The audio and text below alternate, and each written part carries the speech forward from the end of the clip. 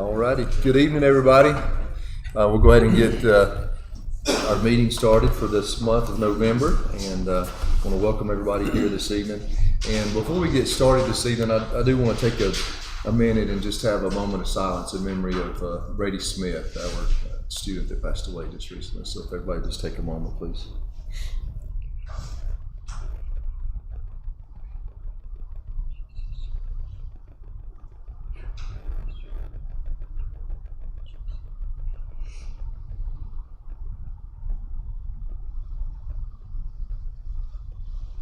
Thank you.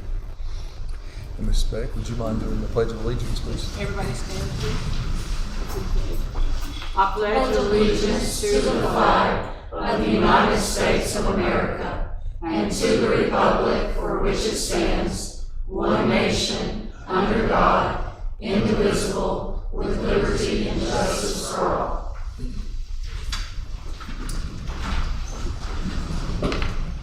I guess I need to note, as I'm getting ready to ask Kelly to read the mission statement, that Mr. Caldwell's not here. I do have him on speakerphone. He's feeling under the weather this evening and called me a little while ago and said he couldn't make it. So we do have him on the speaker here so he can hear this evening. So Kelly, would you mind to read the mission statement, please? The mission of Clay County Schools is to build high-quality learning environments that ensure all students learn at high levels.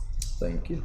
And our next meeting will be December the 16th. That is a little bit early just because of the Christmas holiday. So, and that'll be 6 o'clock here in the boardroom. And I'll entertain the motion that we approve the agenda that you have in front of you and that was emailed to you as well. I'll make a motion to approve. Second.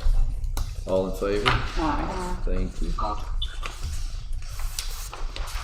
Next, we have public comment. Just a reminder that public comment is limited to 3 minutes, and we do have one individual that signed up this evening, and that's Miss Reba Beck, and I'm not sure if we want to approve of that or not, do we?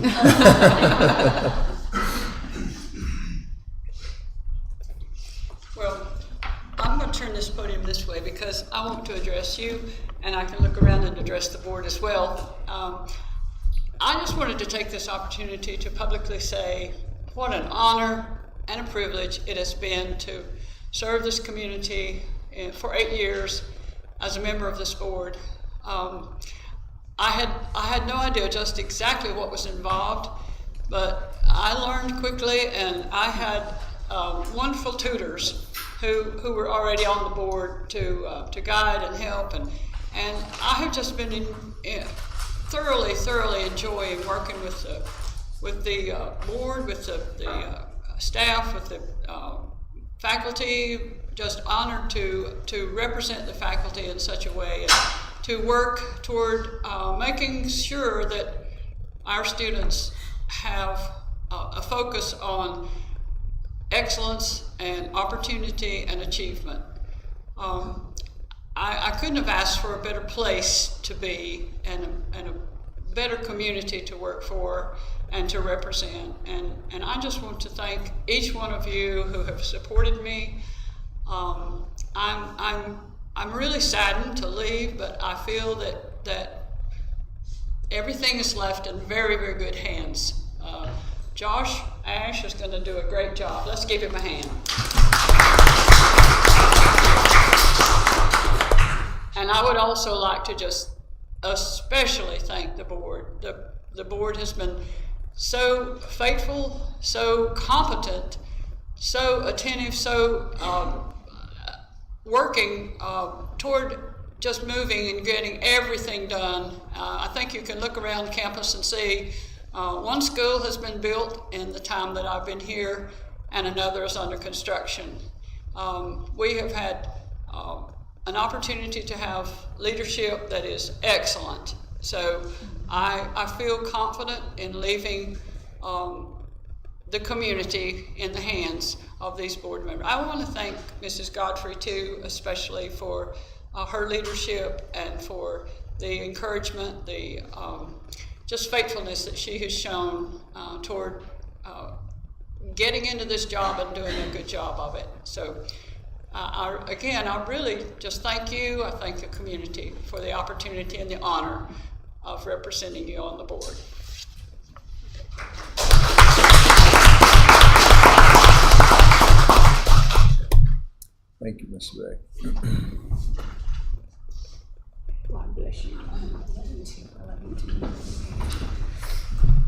So we'll move on with the recognition section of the agenda tonight, and we'll start with the fall sports recognition. We have Mr. Matthew Dye. He's going to start this off. Mr. Owen.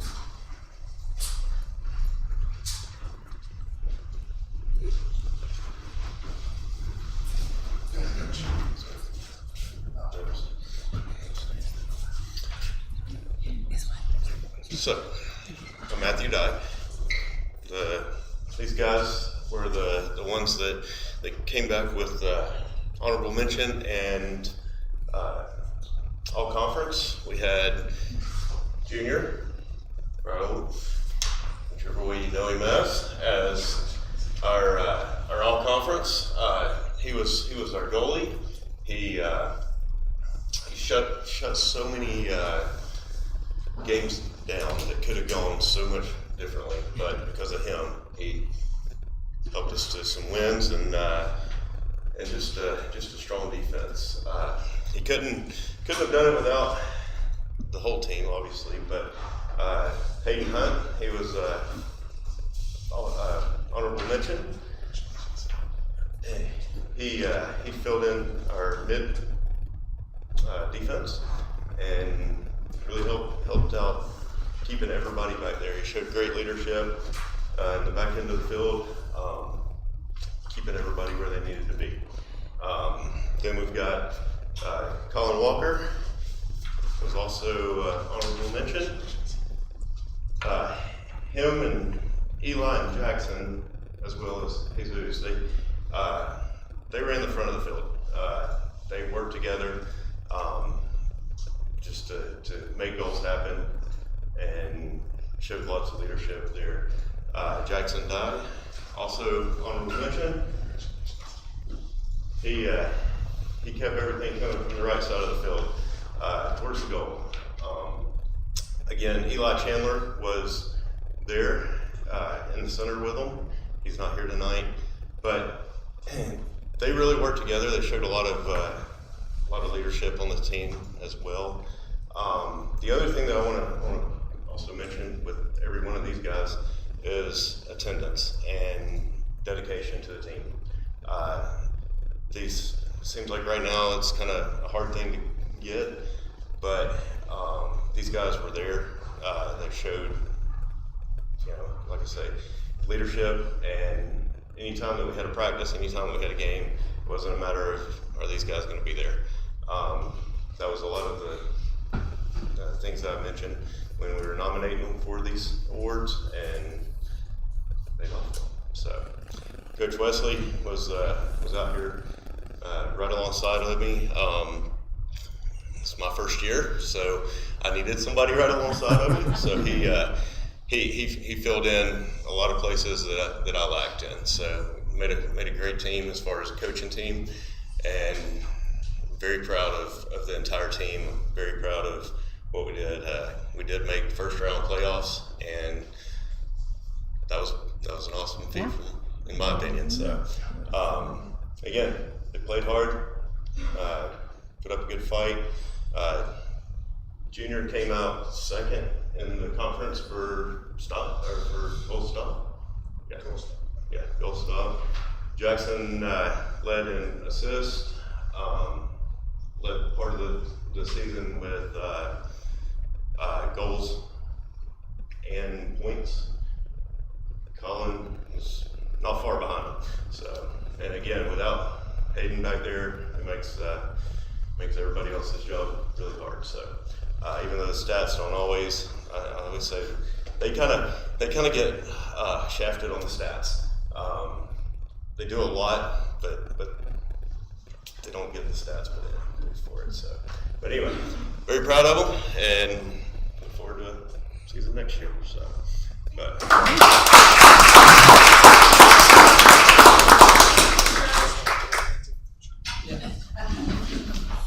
Let Junior get in there. We're in the middle. What's sweet?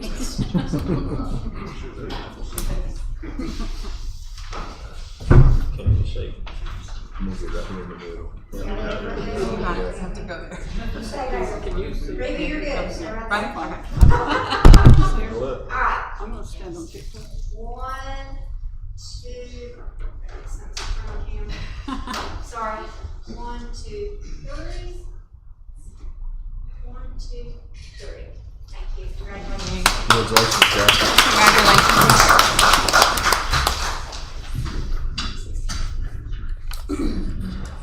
Our next recognition is the FFA, Mr. Silas Brown.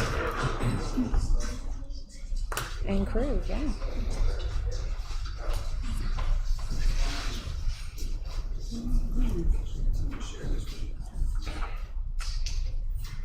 Thank you. Thank you, Silas.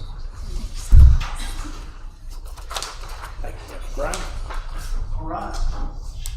We just wanted to share with you a little bit about our FFA and our recent activities.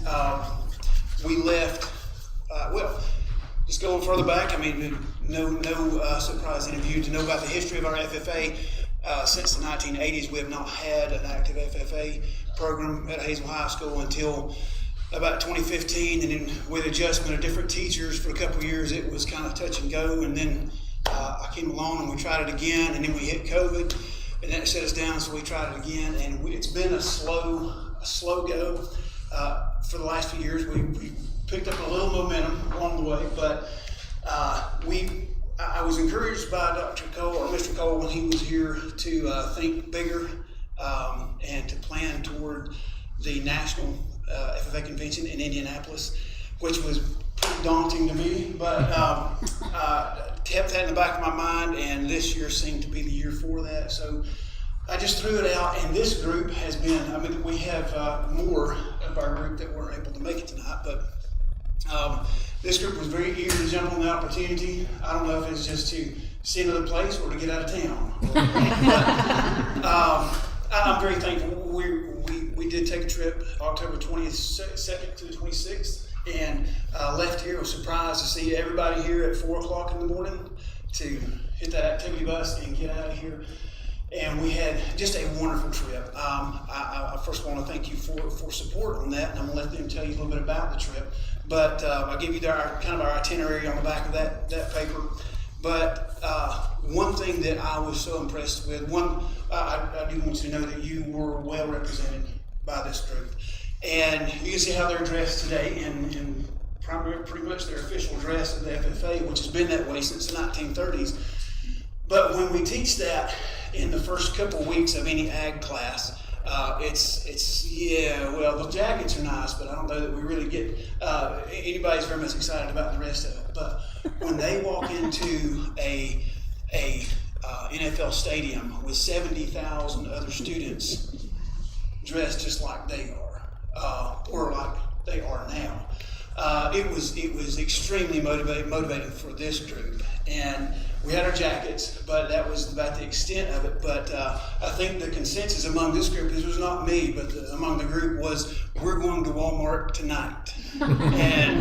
and so we did. And we purchased 3 FFA ties, and they took care of the rest, and they were ready to go, and brought back with them that kind of motivation, that kind of enthusiasm. They're kind of like going to revival. So they have been revived. But I'm so very proud of them, and I'm very thankful. I'm going to let them share a little bit about what their experiences, what their highlights were from the FFA National Convention. I'll go first. Excuse me. Can you get up to the microphone? I can't hear as good as the others. So first, I just want to talk about the expo. It was basically just a bunch of organizations like colleges or the Army and people who just want to go around and support FFA, and it was amazing to see hundreds of businesses and people there just to support us and to let us learn and talk about their businesses, and then to receive our information, and they were just really involved, and it was so fun to get to talk to them. And I mean, I thought that was really interesting that there were so many people involved with FFA that you didn't even think would show up to learn about that kind of thing. I mean, I thought that was really cool. So.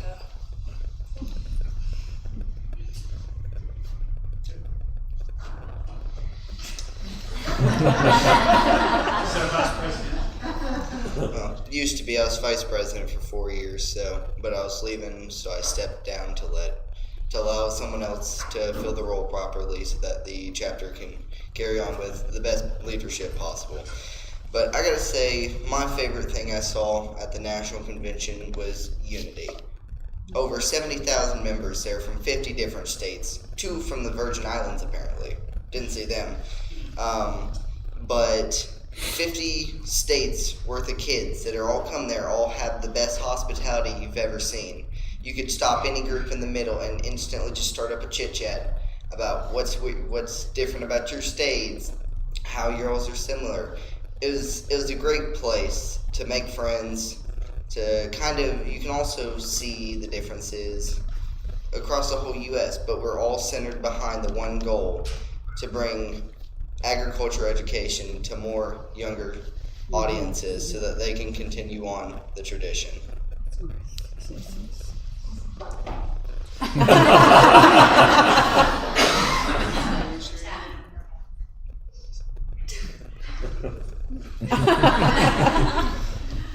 Okay.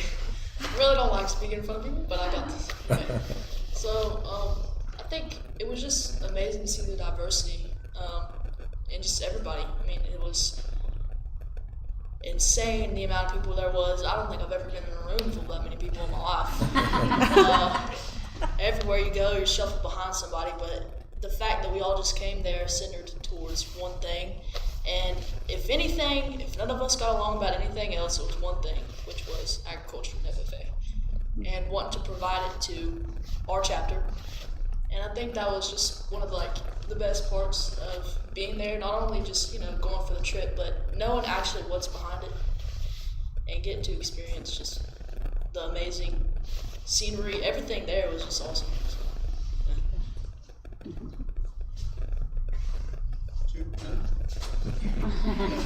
Well, we were extremely blessed. I was nervous about putting this kind of trip together because I've never branched out that far, but was in search of other chaperones to go, primarily the female chaperone, and came up with Mr. Chris Batchelder, who went with us, graciously went, just was a wonderful asset. Then also had Todd and Brittany Wingate, and we're blessed to have them with us. And I don't know, I think Todd, if it's all right, we can have another minute for Todd to share something. Yeah, Todd was an FFA just a few years ago, and he was really inspiring as well.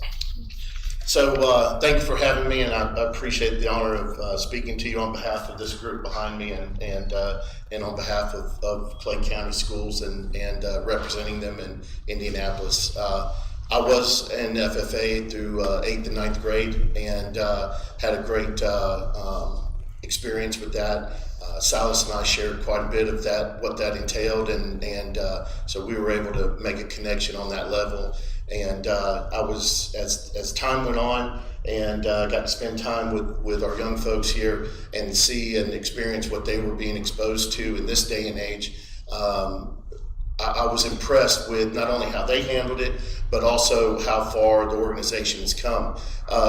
Yes, 70,000 kids in Corn, Gold, and Blue is a pretty impressive organization to get together, and it's quite something to see, even for someone, an adult, to see that is pretty amazing. For our kids to see that coming from such a small place here in Western North Carolina, it's very eye-opening, and the diversity of what they were exposed to in those 3 or 4 short days is beyond compared to what they could have gotten in other programs. With that being said, something that's started resonating in my head about FFA and the times that have changed is the membership of FFA, how it's grown to over 1 million strong in the United States. FFA is now, I would dare say, the premier leadership organization for youth in our country and possibly even the world. These kids are learning more than just how to plant corn, how to drive tractors, and how to take care of bales of hay. There's a lot of tradition in that, and a lot of honor in that, hard labor in that work. But the field of agriculture and feeding our future and feeding our country as well as others in this world is something that's very daunting. And the science and technology behind it is something that we need leaders of the future to take care of and step in the line and do that. Our folks here behind me have represented our school and our county very well.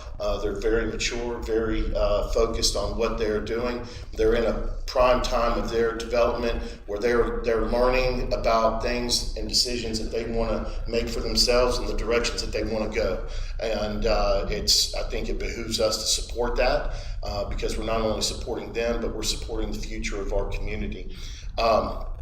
With that being said, Silas and I were talking, and one of the other attributes of FFA that they offer is an alumni association. It doesn't require anybody to be a member of it doesn't require you to have been a former member. It is simply just anybody that's interested in supporting the local FFA chapter and furthering that future leadership and agricultural studies. So with that being said, if I may approach, I'm going to hand you out. I put together just a little flyer. After the first of the year, we get the holidays behind us. We're going to have a meeting in late January, and this will be our charter membership meeting for the Hayesville FFA Alumni Association. And this is something that's done through North Carolina FFA Association. The 501(c)(3) that it requires is all handled. It's all off campus from here, separate and apart from the school organization. But it is strictly focused on supporting the program and future members, and hopefully with some success we can build a legacy program that will be here to stay. The interesting conversations that Silas and I had about the past FFA organization that was here and what it represented, I think is going to have a good welcome to the community from local help and volunteers. So thank you for your time. Thank y'all. Nice job. And I would like to thank I just want to say, I'd be remiss if I didn't thank our Clay County's Communities for Students, our Clay County juvenile prevention, crime prevention program, the Clay County Master Gardeners, Soil and Water Conservation, and our board for providing transportation. And pretty much the cost of this, they had to pay a little bit of money in addition to take care of their food, but otherwise our community is so giving, and we're so appreciative to all our community for that. So. Thank you. That's great. All right. Yeah. Todd, you ready to come get in touch with you?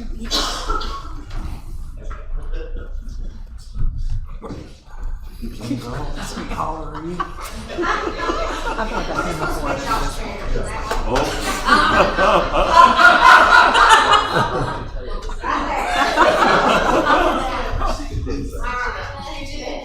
Angel, can you get me up here? It doesn't I'm matter. going to be in this picture. I can get you. I'll just like. I think I see everybody. All right, 1, 2, 3. 1, 2, 3. Thank you. Awesome. Good job, guys. Good job, guys. So proud of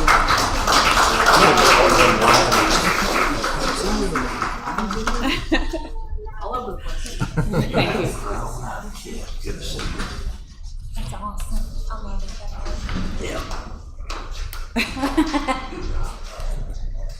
your son. Is it me? Oh my goodness. Yeah. Do you like how that feels? Yeah, thanks. So our last recognition of the evening is Miss Beck, who's already done a nice job of saying thanks to the community, but we did want to say thank you to Miss Beck for her 8 years of service to Clay County Schools. And I'm going to miss her. She's been a great board member, and we've had some great conversations, and it's been a lot of fun having Miss Beck up here with us, and so I'm appreciative of her. I'm appreciative of the friendship that we've developed more so over these 8 years. I think there's always been kind of that teacher-student relationship. It wasn't that long ago that I was a student of Miss Beck's, so and she graciously forgave me for all of that Meet me later.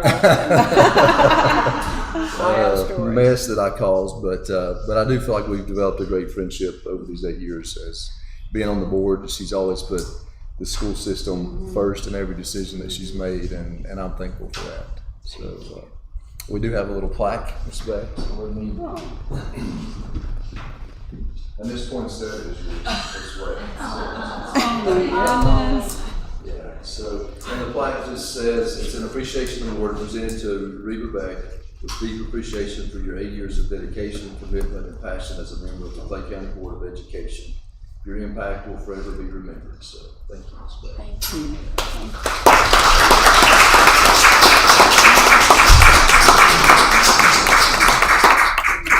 It's your turn to go out front and get a picture. Just give them in the middle. Get in the middle. Scooch over here. Really? Oh, okay. I don't have to go. You don't have to be on the end.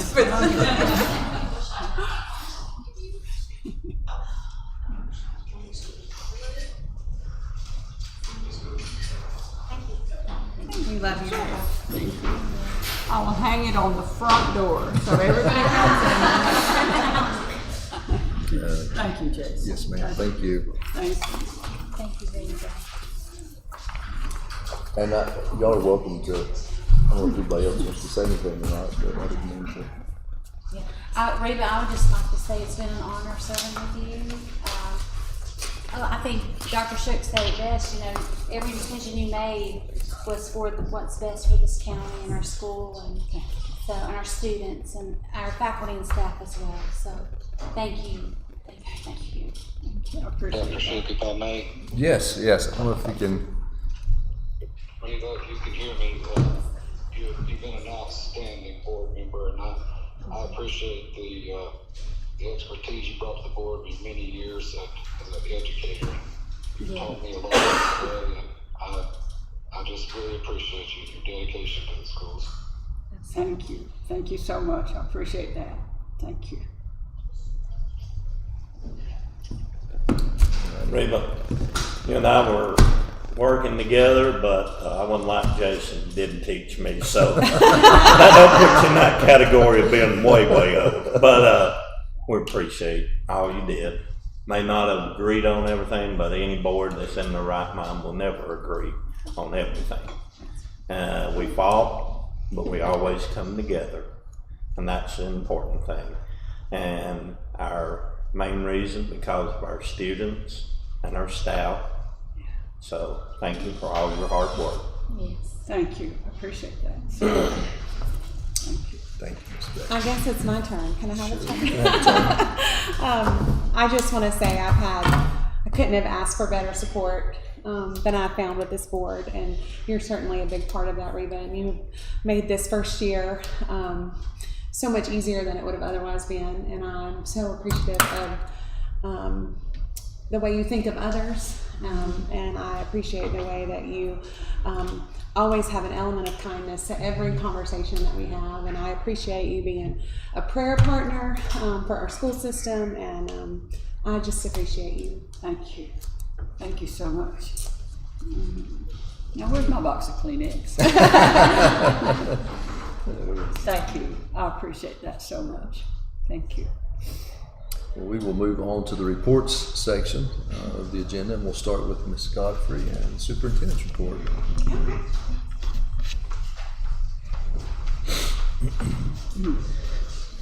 So I'll start by giving you the monthly progress update for Hayesville Intermediate School and what's happened over the last month. Wells and West has poured 187 feet of linear feet of the building foundation and retaining wall. Rebar is in place for the remainder of the wall. They have continued installation of the 8-inch water line. They have completed sewer line B, which I guess if you were looking at the plans, that would make sense. Tying in the sewer lines from the admin building and the middle school gym. They've completed all the storm drainage in line E to H for phase 1.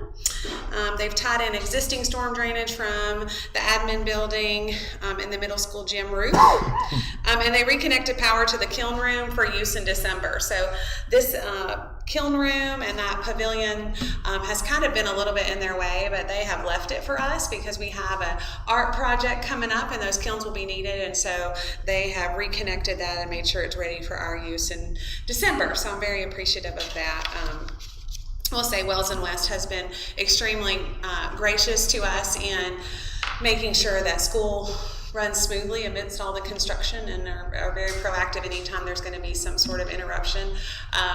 When we did a site walk on Friday, you don't really realize when they say we're going to hand dig a water line to make sure we don't hit anything and have to close school, you don't really realize the magnitude of that until you see how far the water line is and how deep the water line is, and to hand dig all of that. But they've done that to make sure that there's no accidents or interruptions, and I'm extremely thankful for that. But if you're like me, this all might not mean a whole lot to you, so I have a few pictures to share with you that kind of put this work into perspective.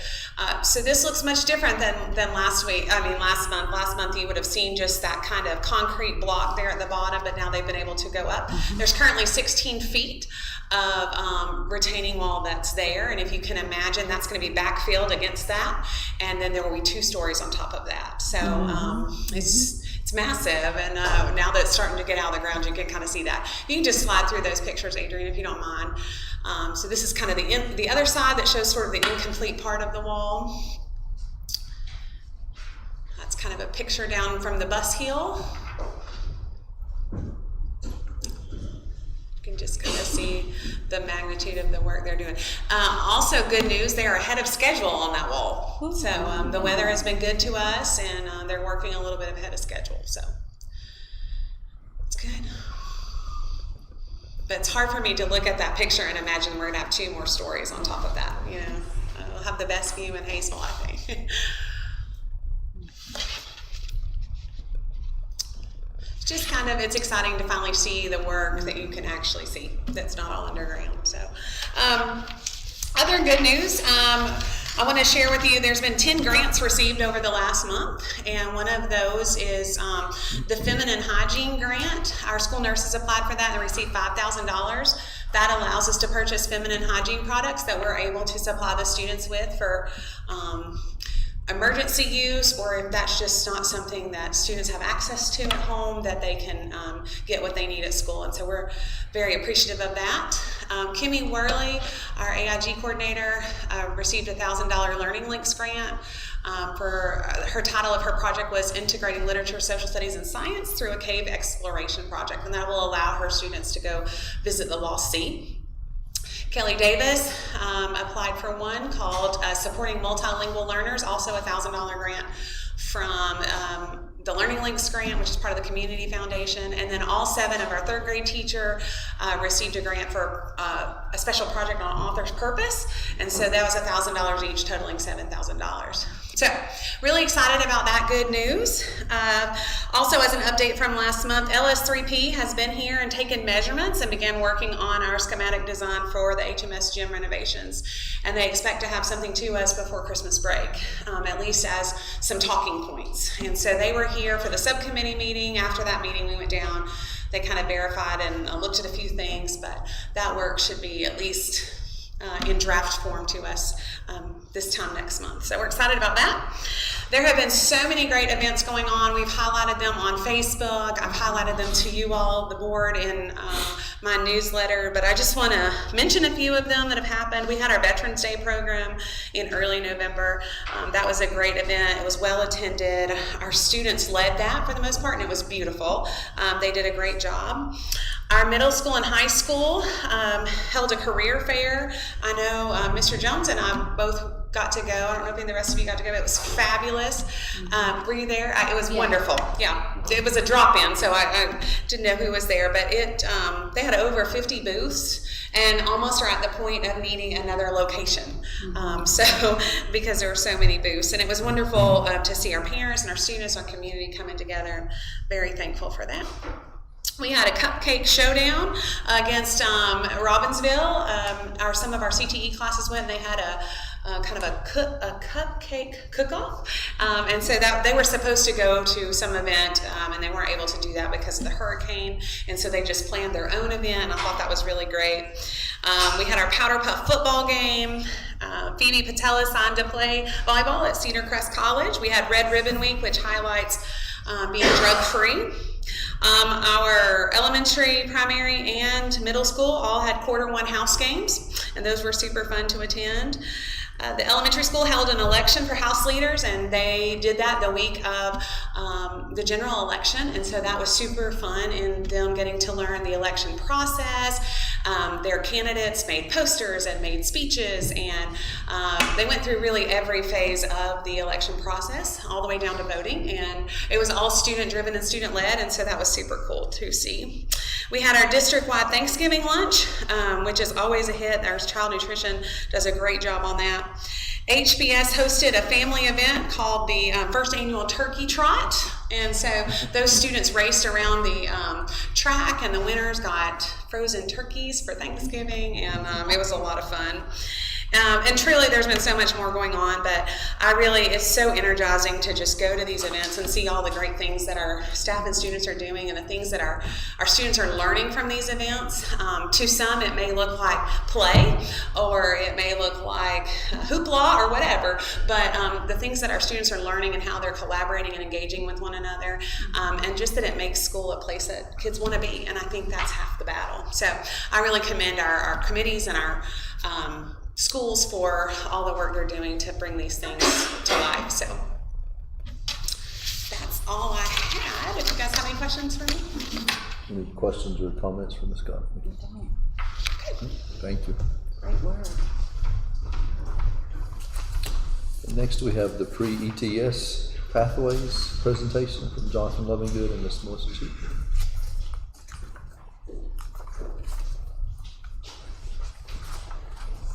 I'm just going to introduce Jonathan. He works with our high school and now integrating into the middle school program of pre-employment transition services.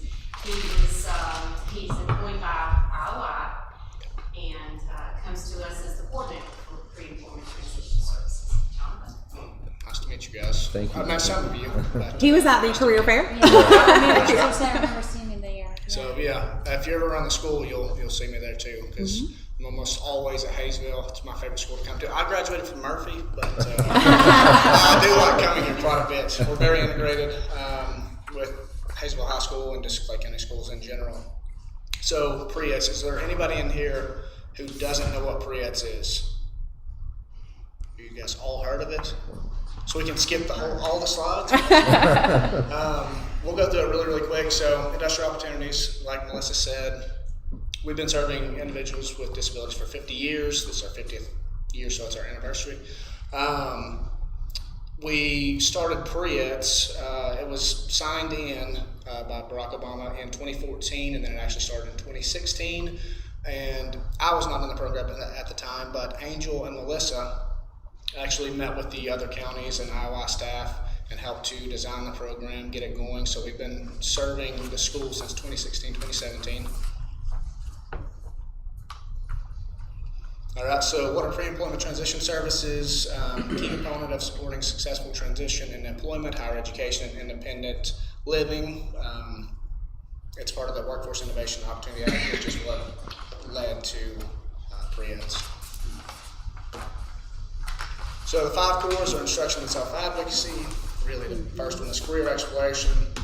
So finding out what kids are interested in. And then work-based learning experiences. So those are internships, things like that, which I'll get to the figures on how much we've paid into that. It's pretty awesome.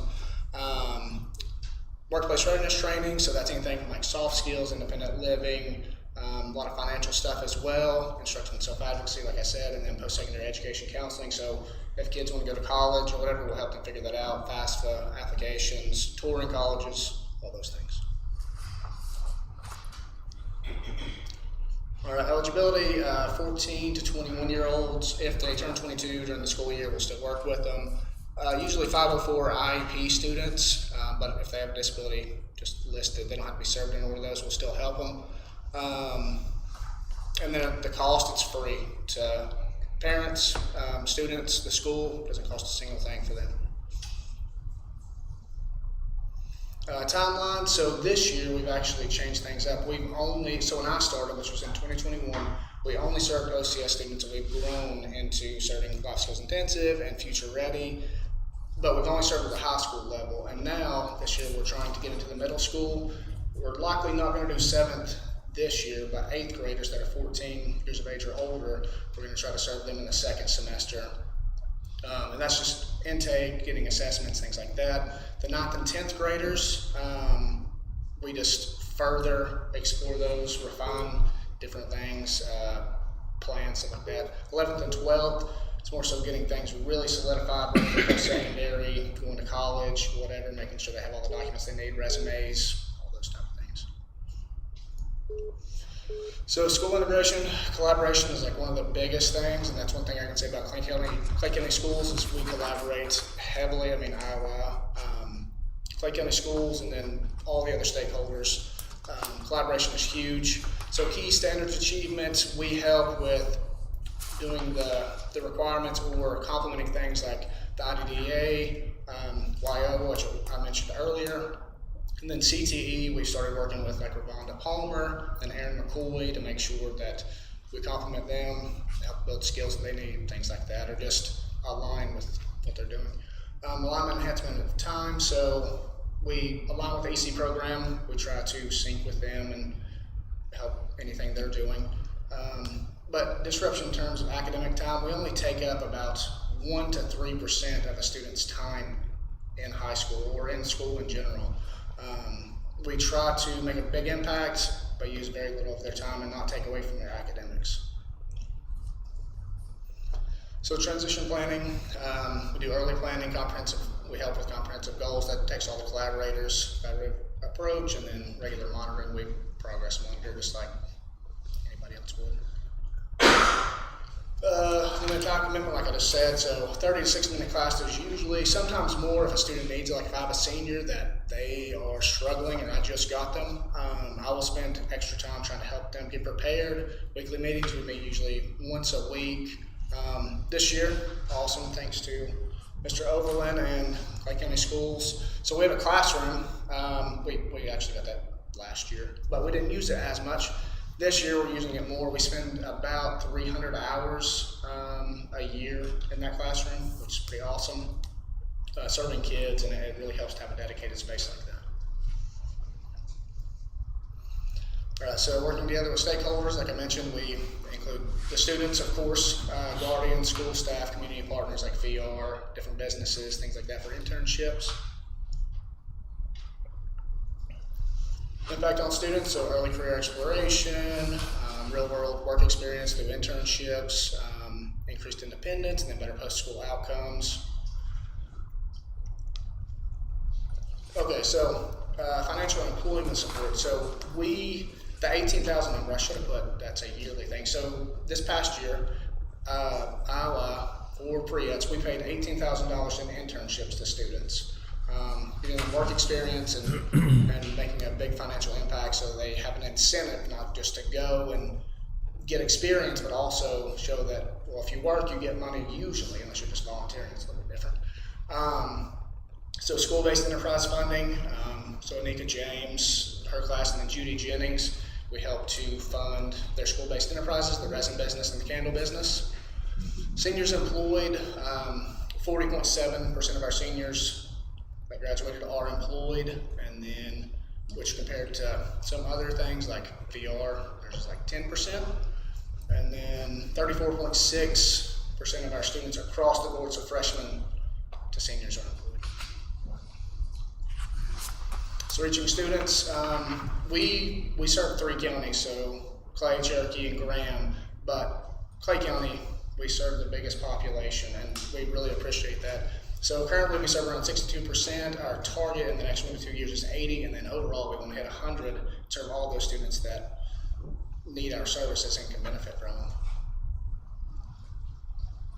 And then thank you to you guys for having us. I mean, it's been about 8 years that we've served, and we really appreciate everything. I mean, appreciate Angel and Melissa and Mr. Overland and just all of you guys for having us.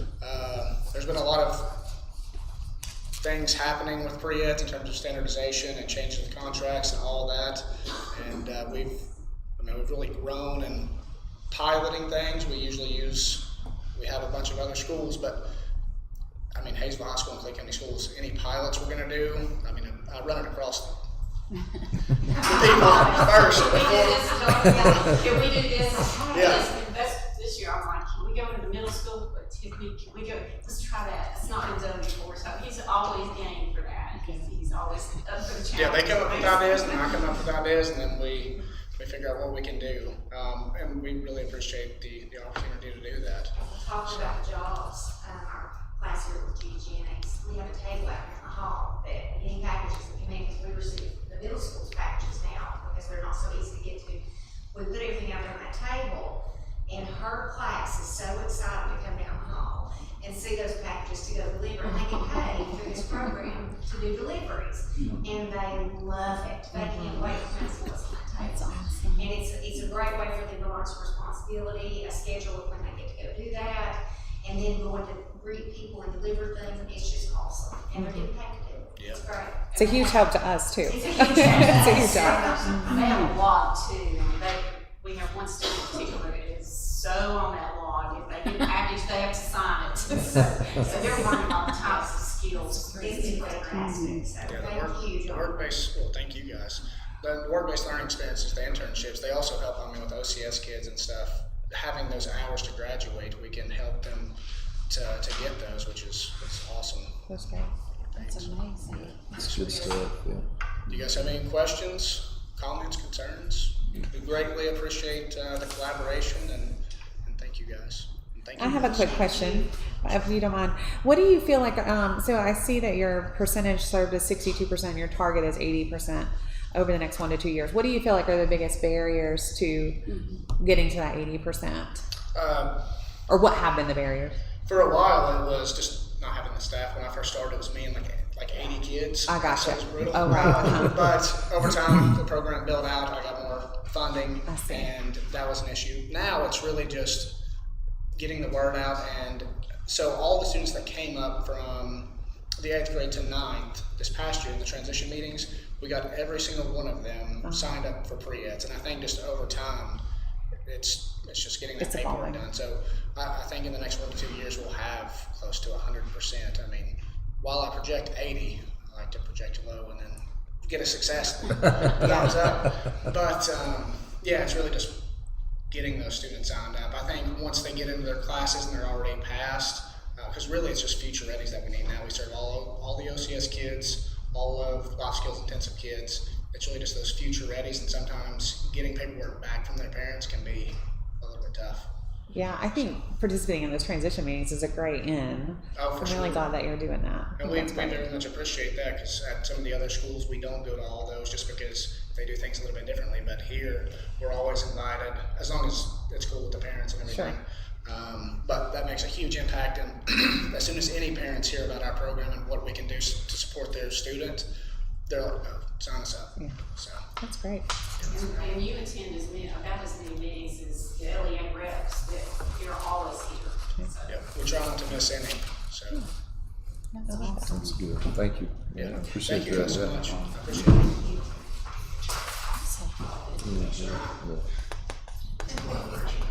Can I say something before we start this one? You can. I mean, you can introduce it. So our next report is the community eligibility provision update, and Ms. Bethel unfortunately couldn't be here. I think Ms. Godfrey's going to say a few words, and then Yeah. Ms. Bethel put together a video for us. She did. So I had asked Miss Bethel to give us an update on how CEP is going. So that's been kind of a hot topic over the last few months as we've transitioned to CEP. But just as a reminder to everyone, CEP allows us to feed all students free of charge breakfast and lunch. We'd always been doing breakfast for many years now, but not lunch, and so now it's universal free lunch and breakfast for everyone, and so that's been great. I thought it would be helpful to the community and to the board to know how that program is going, and so I asked her to come share. But this board meeting and next month's board meeting, there's a basketball game scheduled, and her son is playing, and so I don't want her to miss that. So she's made a video for us. It's short and sweet. It's about 2 minutes long. But really, what I think is important for the community to know is that in order for us to be able to maintain this program financially, participation is key. We have to have good participation in order for us to get those higher levels of reimbursement to be able to make it work. And so Miss Bethel and her team have been really strategic in what they're menuing to make sure that it's food that kids want to eat and like to eat, and trying out some new menu items. But she's going to give us an update on participation. So.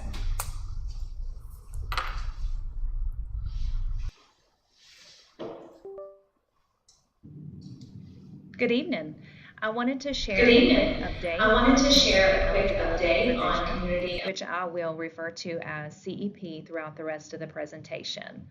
I will also show you participation numbers from last year versus this year for the months of August, September, and October, which is the data I have at this point in the school year. At the beginning of the year, when we first adopted CEP, our goal was to increase participation by at least 10%. At this point, we have definitely reached that goal, which is wonderful news. We are currently feeding over 50% of our students at breakfast and 72% at lunch, which is amazing. I would like for us to see breakfast participation a little bit higher, so our school nutrition team will definitely be working on a plan for that. With this next slide, you can see participation numbers for breakfast and lunch from last year versus this year. Breakfast is in blue and lunch is in green. As I mentioned earlier, this is just for the months of August, September, and October.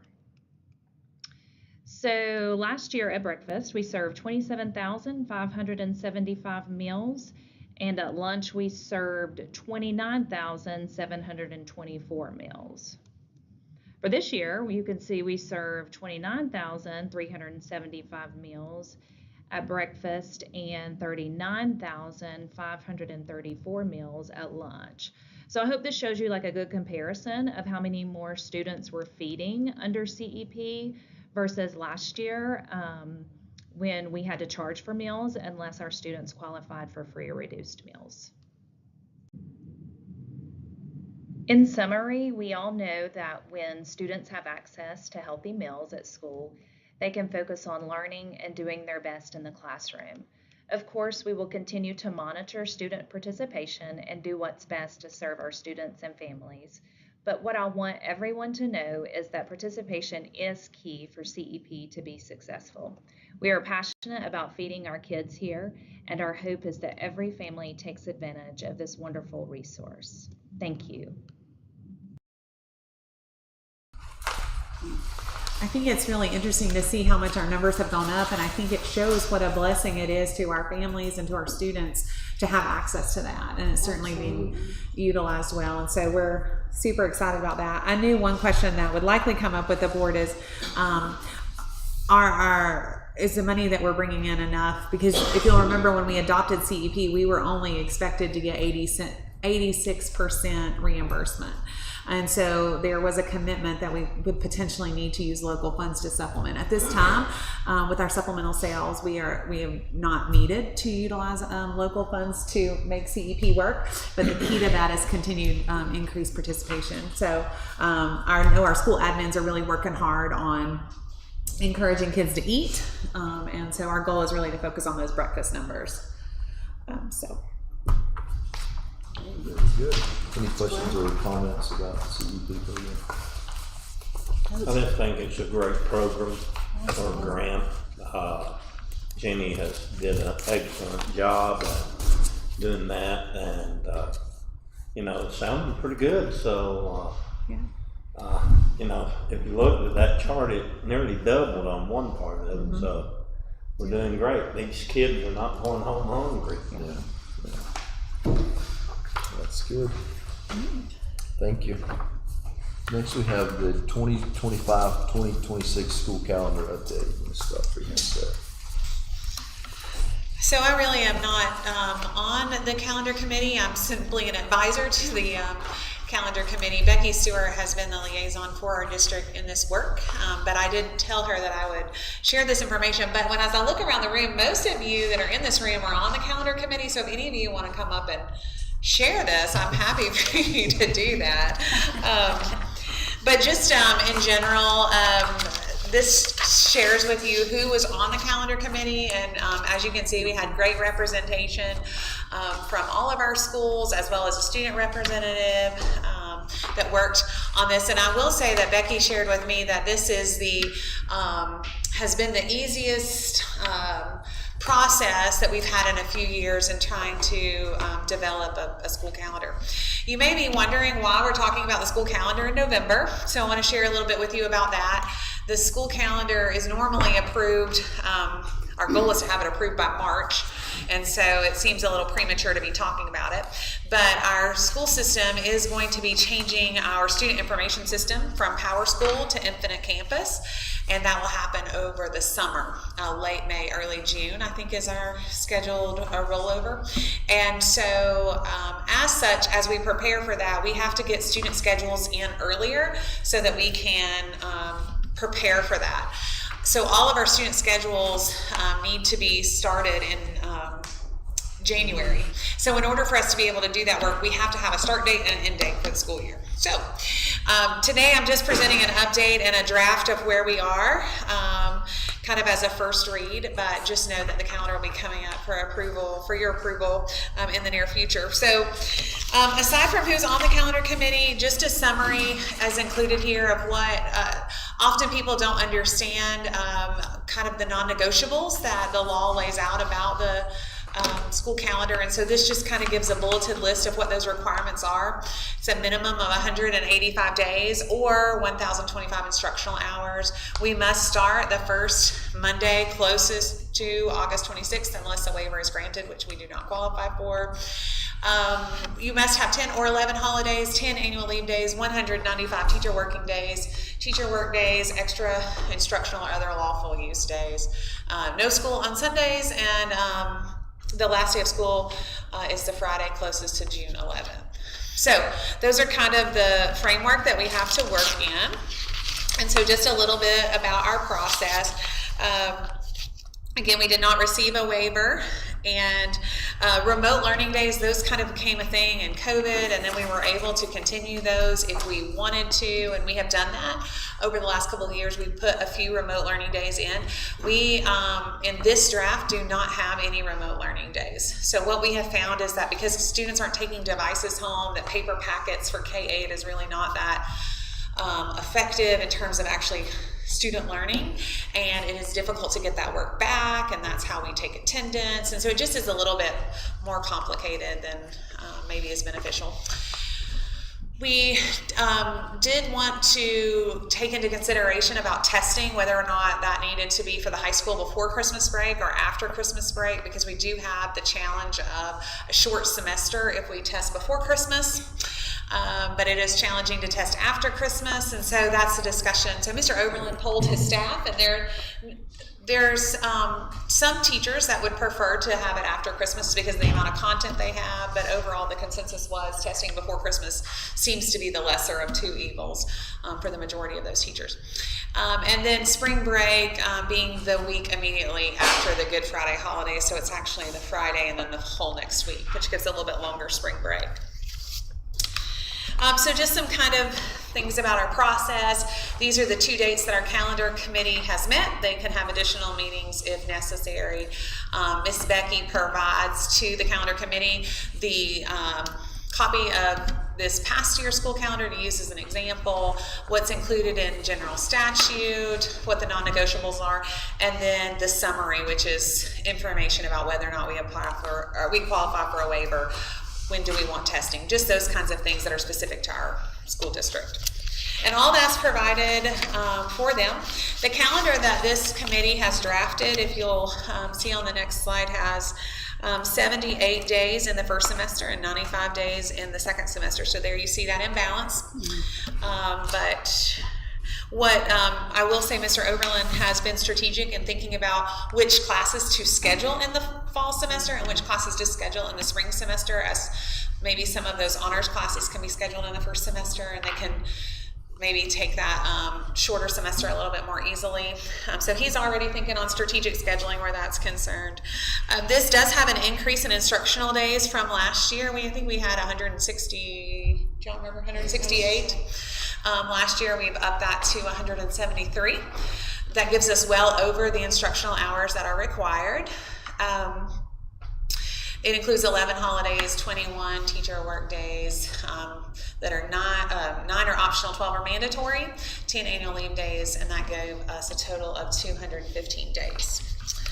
So as you will see on the next slides, and board members, you guys have it broken down into 2 slides, but you also have a copy on one sheet in your folder that might be easier to look at than these slides. The calendar committee has come up with this draft, but there's still been a bit of conversation going on about this calendar. So if there are no further changes, we will seek approval for this calendar in the next meeting. If there are further changes, we'll present it as a first read again next month with any changes for approval in January. But I think that overall everyone is pleased. What I heard from Ms. Stewart is that there was a lot of conversations about the needs at each school, and there was a lot of discussion about that and some give and take and some compromise, and that everyone worked really well to come up with a calendar that best meets the needs of all involved. And so I was really proud of this work that they did. And like I said, I kept an arm's length distance from this work and just provided support to Becky, but I'm very proud of the work they've done and appreciate all the time that they've invested in this process. So really just information to let you know why we are seeking this early, but also wanted to give you a copy. Just if you guys have feedback, we would love to have that as we consider any potential changes that might be needed. Do y'all have any questions? Questions or comments? Not immediately. Very good, thank you.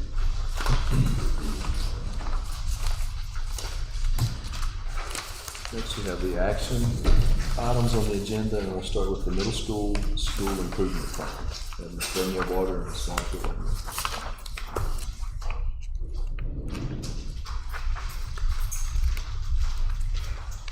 Hello, good evening. How is everyone? Good. Great. Good. So we are the school improvement team for Hayesville Middle School. Ms. Danielle Barter is our SIT chair. I'm Monica Wayman, and I am our progress manager. And Ms. Tiffany Clapsaddle is our principal. And we are here to go through our school improvement plan with you guys and seek approval for that. Much like the construction going on outside, I feel like since the beginning of this school year, our middle school has been underneath some construction. And we've really looked at our teacher working condition surveys, our school report cards, and we had a lot of discussion during teacher work days and during some of those beginning days as to what our path looks like moving forward for this year and future years. And what we felt like we needed short term and what we needed long term. So with that being said, after a lot of discussion, and I will say not only with our middle school but also with our high school, we're really looking at more vertical alignment between us and the high school so that students can experience more fluidity moving from one school to the next. So with that being said, our school improvement plan, our goals that we created, math, we want to increase our overall math proficiency on our EOGs by 6%. Same thing with our reading. We want to increase our overall reading proficiency on EOGs by 6%. And then students with disabilities, we want to increase their overall proficiency by 6% as well. You may ask why 6%. The reason for that is we felt like last year our goals were really set too high, and it was kind of deflating at different times. So we figured if we took small goals and took small steps forward, that would build confidence, build motivation, and build encouragement in our students and our staff that we are working on going in the right direction. So besides our academic goals that we have, there was also a lot of consideration and discussion based on teacher working condition surveys and some of the other data pieces that we use.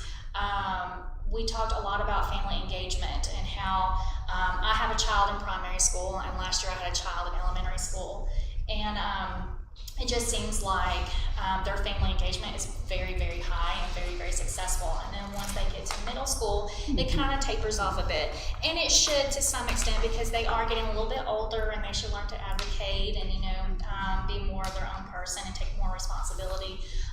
But family engagement and having family stakeholders, I think is so critical and so important to the educational process. That we felt like that should be a goal for us as well, to increase that family engagement piece to help students be more successful in the school and the school as a whole to be more successful. So we came up with that HEMS will host a total of 4 family engagement events with 1/3 family attendance.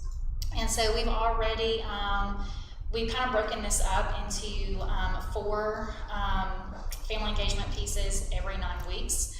So for the first 9 weeks, we've already done our open house, and so not only do they meet the teachers, the parents get to meet them, the students get to meet them, but also we work with them with Power School and Chromebooks, and we do a lot of the beginning of the year stuff with them to hopefully get them set up to be successful for the first couple of weeks of school and then on into school. And I think that I took too much of your information. I'm sorry that you were fixing to talk about. So anyway, we have four goals for this year.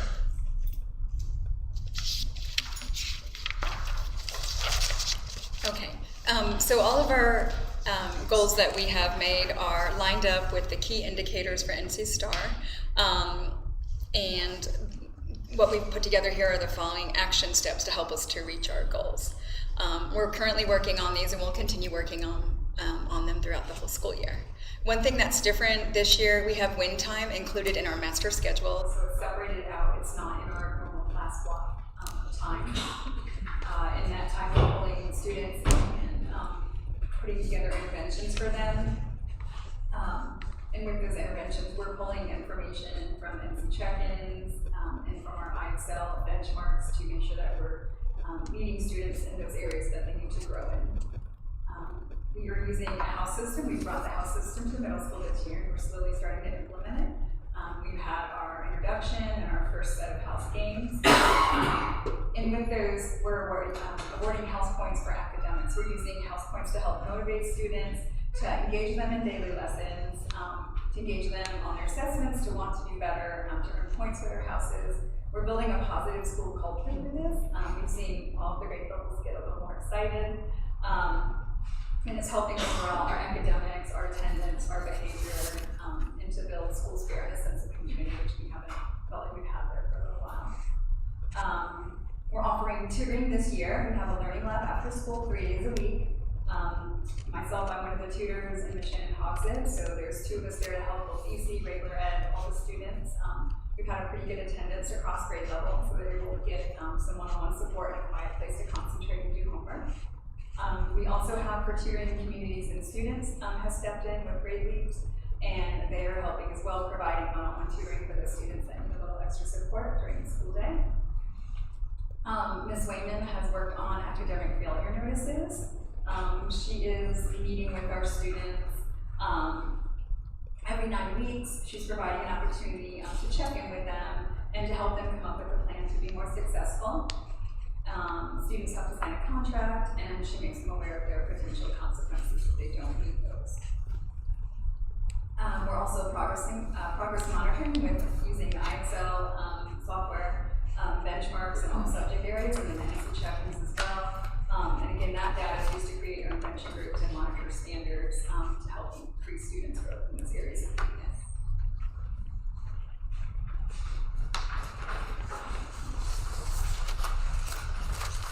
And then for our family engagement piece, like Ms. Wayman said, we're conducting family engagement opportunities every 9 weeks. The open house was great.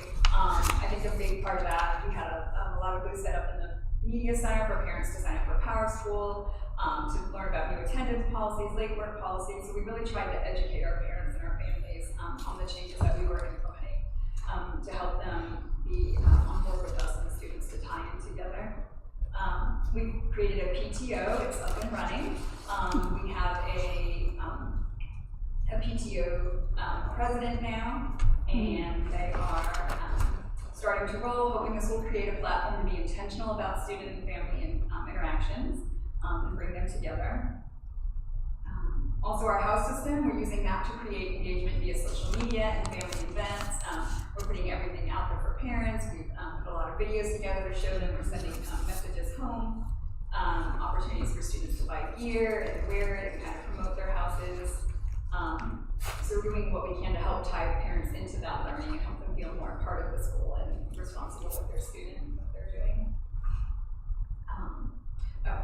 Back to family engagement, sorry. The second 9 weeks we have the Career Expo. That was our second opportunity that we had for parents. That was amazing. As a parent, I learned so much about businesses that I never knew they even did. It was really neat. And the kids were excited to go to all of this. They brought back passports.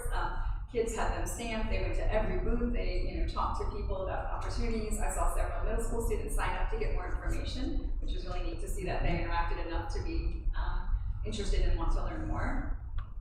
Our third and fourth 9 weeks are still in the planning stage, but we would like them to be some sort of academic piece tied to math and reading, specifically because the end of the year assessments will be coming up, so we want to make those more academic geared to get parents and students involved and see what we're learning and what we're working towards.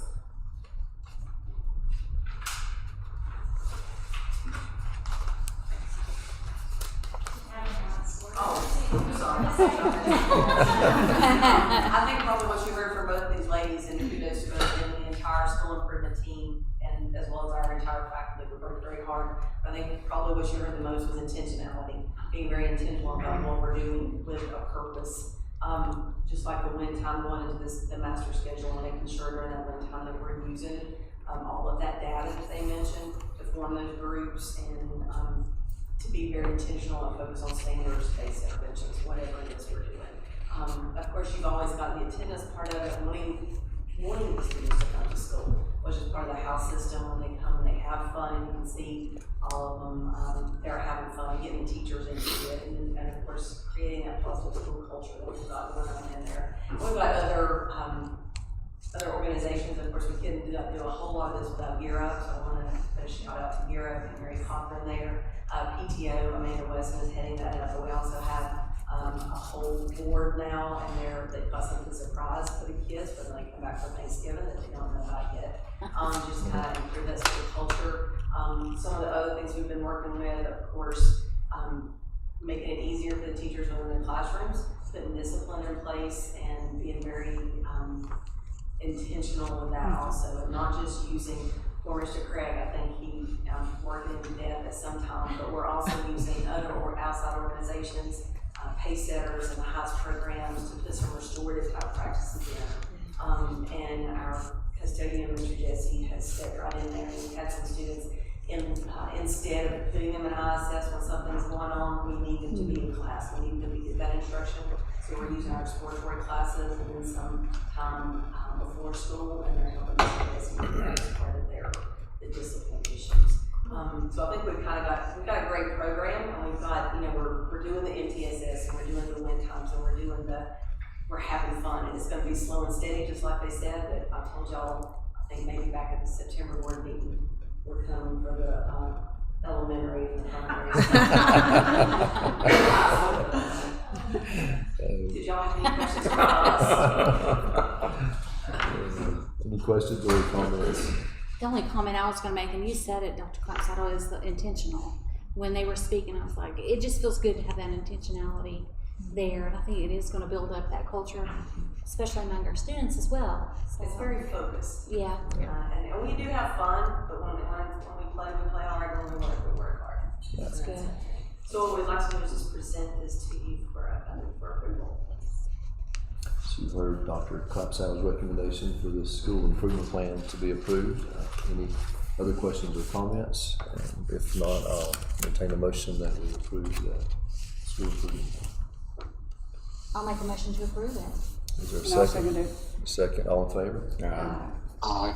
Thank you. Thank you. I was really hoping you were going to put a video in there of house games. They had this one game where you had to run and jump on a inflated air mattress and try to Slide it across the floor. But they did it with the faculty. I'm just saying it was great entertainment, particularly Logan Thurman. The second quarter house games or Ranger games will be December 19th. I can't wait. We'll get out, so by all means, we have some more fun planned. Please come and join us. It was great. Thank you, ladies. Good job. Very impressive. Appreciate it. Thanks.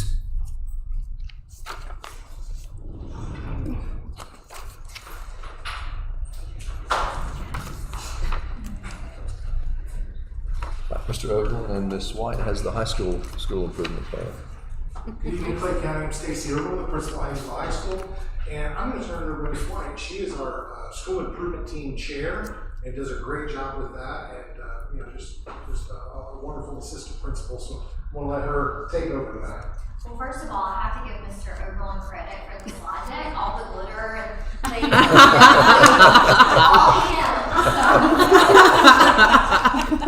We all believe that too.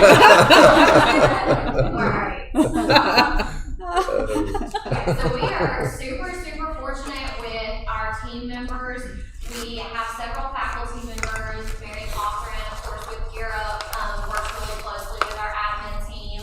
Caitlin Davis is our classified employees rep. I always love to get her perspective, and if you've never seen Caitlin in action, I'm telling you, like, she's the reason that a lot of kids come to school. That sounds hyperbolic, but truly she is a gift. Carrie Free is our parent representative this school year. Hannah Miller is our community representative. Mr. Oberlin, Ms. Hedden, and I are our administration/student support representatives. Anissa Roberts, media, Ginger Sherry, special subjects, and then Gabby Smith in math. We do have some departments that chose to gap this year, but they know that they are always welcome to come by, even if it's not necessarily in a formal capacity. So faculty, teachers usually do 2 years on the sit, apart from Ms. Head, Mr. Oberlin, Ms. Cochran, and myself. We're kind of always there. Our vision and mission currently, our vision is inspiring, engaging, and preparing all students for success in their chosen path after graduation. And our mission is knowing our students' needs and developing supports for their success by collaborating with families and the community. We've started the groundwork on sort of revising these a little bit. Was it every 3 years we said we were going to revisit those? We started that work this summer in Boone, and it is a lot of the same essence, but maybe looking at where we are. These were developed, right in the midst of the pandemic, and so a lot of it was about getting students to graduation. And now that we are, just post-COVID, we're looking at sort of just, I don't want to say reframing, just refining is the word I'm looking for, refining what this looks like. So we're excited about that. Stay tuned. Right now, our current goals are 36% proficiency in Math 1. That might seem on the low end. However, this year when we looked at EBOS projections, that was actually going to be quite a bit of growth for several of our students. A lot of our students who are honors students who would get a lot of those, especially level 4s and 5s, actually take Math 1 with Ms. Warder in the middle school. So this is controlling for that. And this again is going to require a lot of growth from our students who do take Math 1 at the high school. 18.7% composite for the ACT for juniors.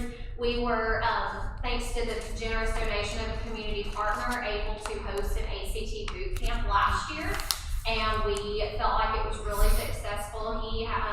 I should say they, it's a couple, they have agreed to sponsor that again this year, and so we looked at sort of where our projections were, and we felt like to set a really good goal of 18.7 for that composite, and that will be growth from last then our other goal, and it's a big one, is 91% monthly attendance, which we track by grade levels. We know that we, of course, can't help kids learn when they're not here. So that's something that we have tried to be really intentional about this year. Actually, my attendance triage list, as I like to call it, I'm working on that first thing in the morning. So. Now, we do have 3 indicators really just to help us be intentional and work toward these goals. A lot of this has to do with taking care of our teachers, because honestly, the best way to take care of students is to take care of the teachers. And our first indicator, B2-03, is to establish our team structure among teachers with specific duties and time for instructional planning.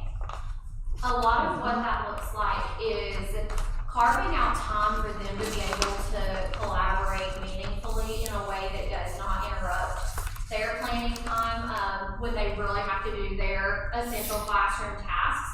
And for us, that looks like PLCs. We have done a lot of work with PLCs over about the last 3 years, and I feel like that process has gotten so much more refined and specific as we've gone along. Right now, our PLCs meet by department with shared agendas and minutes that's available to us to be able to see in a Google Drive. We attend those as we are able to at least once each quarter. Something that I was super excited to be a part of that we did last school year and hope to do again this year is that several of our teachers, we had 5 this past year, be able to go and do PLC refresher training with Solution Tree.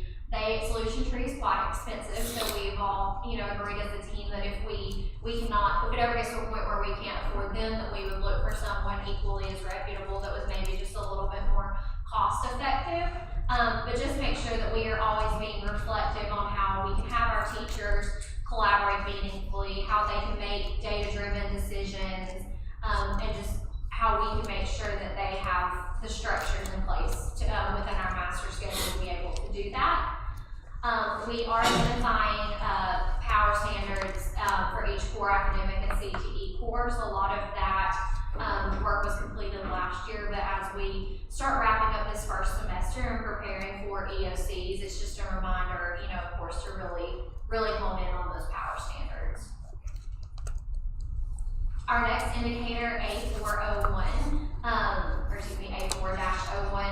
this is really all about how we help our students who maybe need a little bit more support just beyond our core supports in the classroom. It's all about our tiered instruction programs like MTSS and SEB. And so Adrian, if you want to go into those action steps. A few things that we have done there, we do have letter templates for MTSS ready to go. We are in the process of tiering students. We've gone ahead and started meeting with students who are in danger of losing credits for some of their courses, whether that be through attendance failures or academic failures. Mr. Overland, Ms. Hedden, and I have been meeting with them, as a team and individually. So we're really trying to, make sure we have as many students as possible on track. Those are sometimes very blunt conversations. Oh, absolutely. Because they just need to know. We have different approaches on that, but I'm just usually pretty straight ahead with it. You gotta step it up. You just gotta step it up. So, but those are really good conversations. And the hard part for us is when we tell the student, now I'm going to check on you next Wednesday. I want to see it approved. We got to check on them next Wednesday to see if they can approve. That's our commitment to them. When we say it, we have to do it. No, I agree. I think, clarity is always kindness, and I think sometimes the best academic intervention for students at the high school level is a conversation a lot of times. With managing interventions and monitoring how students are doing, our high school teachers use win time to be able to do that. So again, it's something that protects their class time but still allows them to give students extra support as needed. And then the last intervention piece that we really worked on is making sure that students are always aware of their grades. We know that they have access to Power School, as do their parents, but sometimes they are not always intentional about checking it, so we make sure we take that off their plate. We don't wait for progress reports to come out. Between the extra reports we give them and progress reports, they're getting a grade update about every 2 weeks. And that's something that has helped our students as well. And then our last indicator, A4-14, this is really all about students post-secondary success. This is about the part in our vision statement that we're going to prepare them for their chosen path after graduation.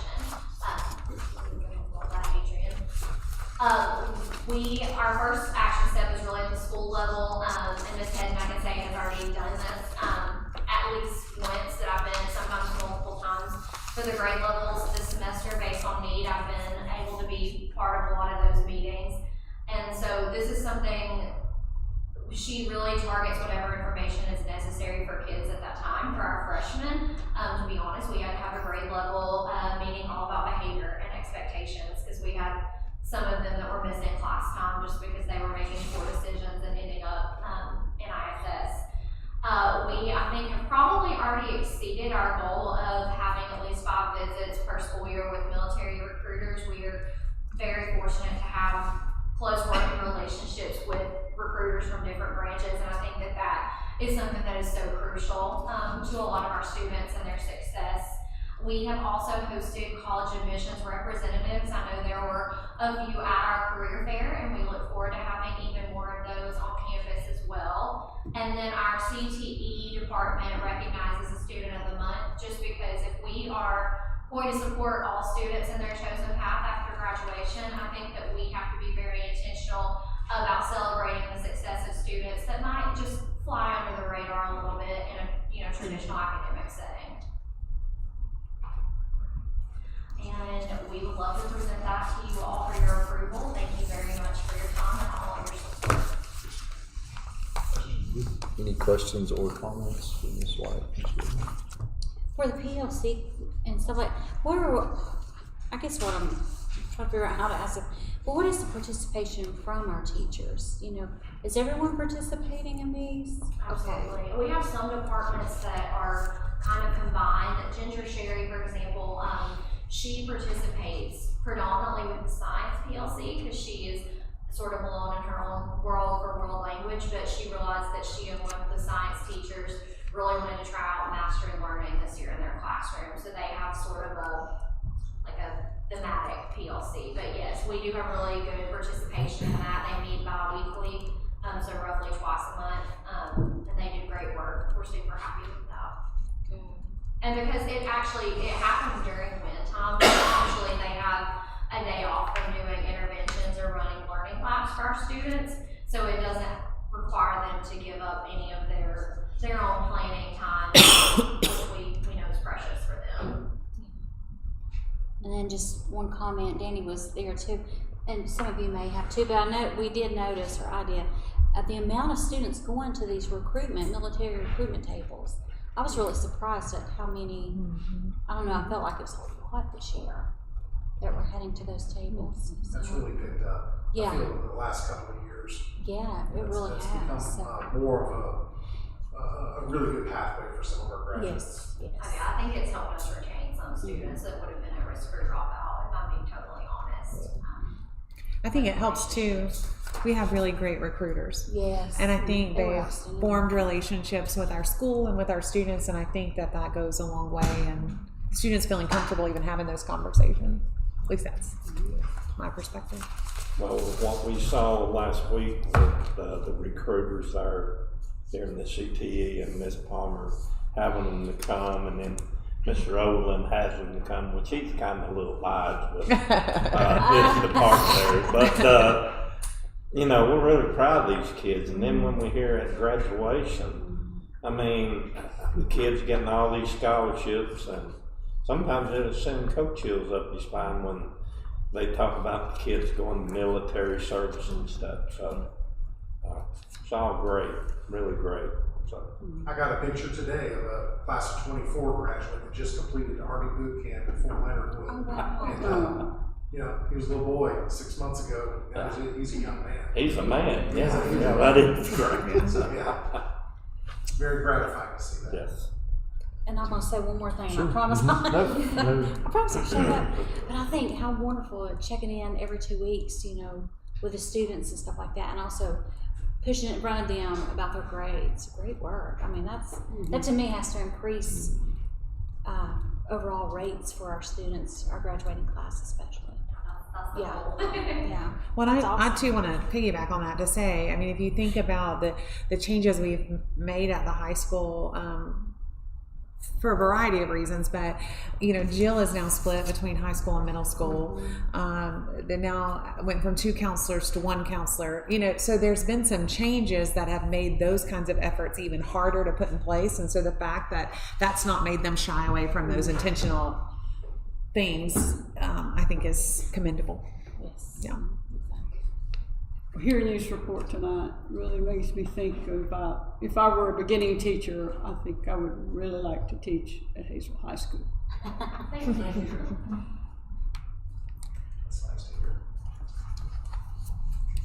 Thank y'all. You heard the recommendation from Ms. White. I make a recommendation, we approve the Hazel High School school improvement. We have a motion. Second it. Ms. Beck seconds that. All in favor? Thank you. Next we have Ms. Hollingsworth with budget amendments.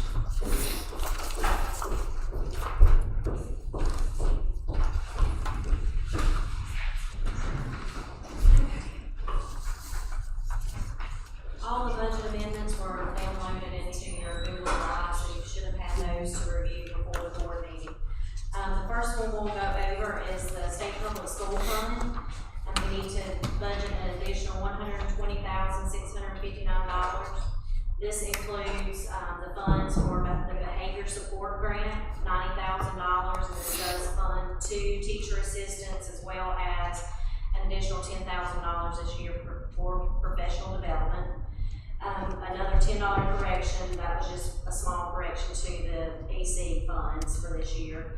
Literacy intervention funds, and this is used for primary and elementary school literacy intervention, $25,649.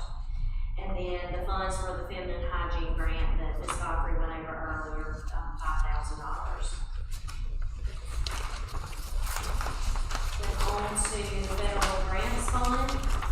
This is a budget for an additional $19,520.37. This is for an additional $2,060 for the CTE funds for grant year 5, an additional $293 for Title II funds for grant year 4, and then $17,167.37. This is the allotment for grant year 4 for Title IV. So that's for the year the forward funding from last year that is available for us to spend in the current year. Okay, so capital outlay fund, there's a lot going on there, and a lot of that's because we had some projects that were planned to be worked on towards the end of last year that carried forward into the summer and even did not get completed and paid for until the current school year. I'm not going to go over every one of those since there are a good bit. You have each of those listed there in front of you, and those funds total $203,024.92.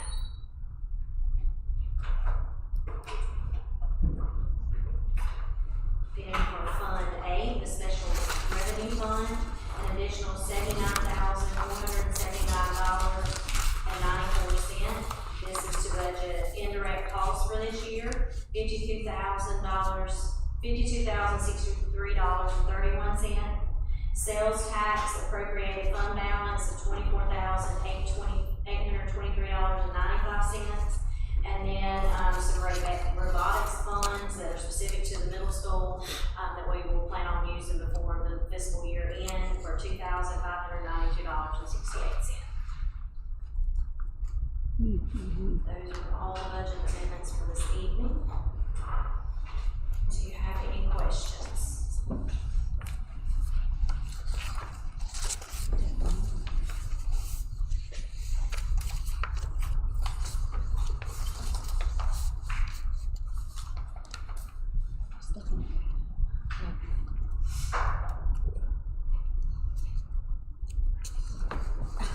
Yeah. Does that, Shelley, up in the, at the top under revenues, Yes, on the fund Fund balance. 8. Yeah, how does, You're seeing The 67 and the 24.